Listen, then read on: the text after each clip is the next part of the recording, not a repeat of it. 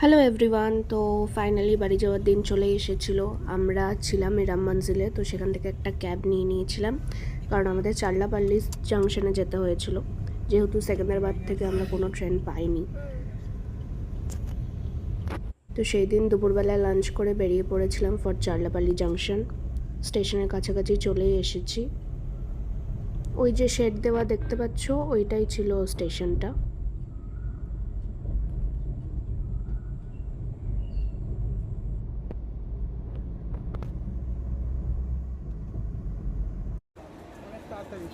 এই স্টেশনটা আমার খুব সুন্দর লেগেছে। ইভেন সেকেন্দ্রাবাদ জাংশনের থেকেও আমার চাল্লাপাল্লিটা বেশি ভালো লেগেছে। আই গেস এটা নতুন নতুন হয়েছে। আর আমরা ট্রেনের টাইমের অনেকটা আগেই পৌঁছে গেছিলাম, যার জন্য অনেকক্ষণ ওয়েটও করতে হয়েছিল।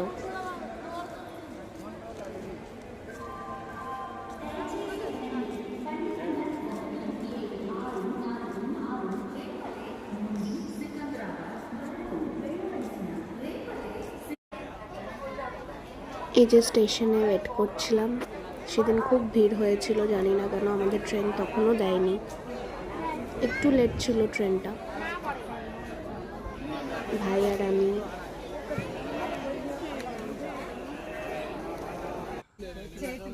তারপরে ট্রেন দেওয়ার পর যখন ট্রেনে উঠছিলাম, এইরকম ভিড় হয়েছিল, মানে লিটারালি লাইন দিয়ে আমাদের উঠতে হয়েছে।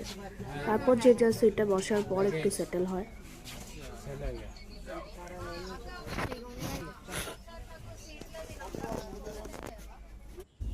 জানি না কেন সেদিন ট্রেনে খুবই ভিড় ছিল। তারপর ফাইনালি 4:30টার সময় আমাদের ট্রেন ছেড়ে দেয়। প্রায় হাফ অ্যান আওয়ার লেট ছিল। এই সুন্দর সিনারি দেখতে দেখতে কখন বাড়ি পৌঁছে গেছিলাম বুঝতেই পারলাম না।